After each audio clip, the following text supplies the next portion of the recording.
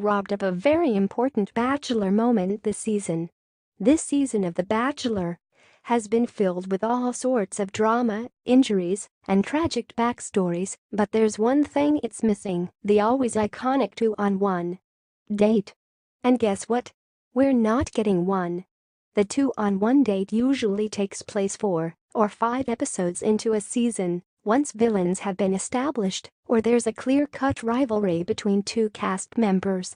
The purpose of the date is less about the Bachelor or Bachelorette connecting with his or her suitors and more about settling a score between two contestants with strong personalities.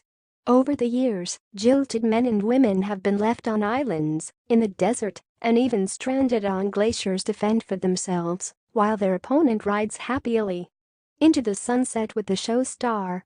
It's a time-honored tradition that is rarely skipped. Seasons for Andi Dorfman and Juan. Pablo Galavis, the villain of his own season, didn't include the date, and now we have confirmation that Colton Underwood's ladies didn't go through it.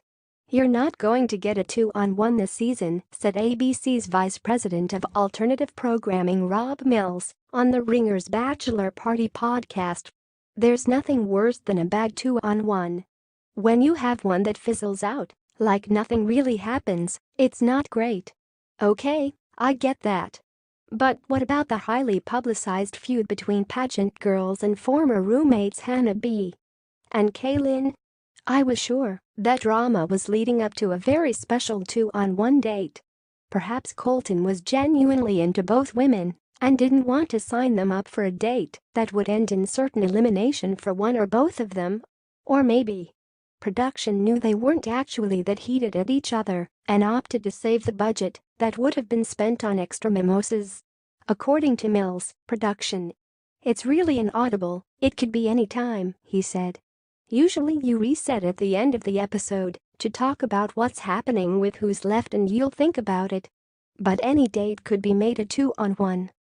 Dates on Colton's season, the 1-on-1s, could have easily been made 2-on-1s. Alternatively, there was also the last-ditch squabble between Nicole and Anika on this week's episode, but it's too late in the game to pit them against each other. Before you know it, we'll be visiting hometowns. In any case, I'm not happy about this, and I expect 3 separate 2-on-1 dates on the next season of The Bachelorette to make up for this unfair loss."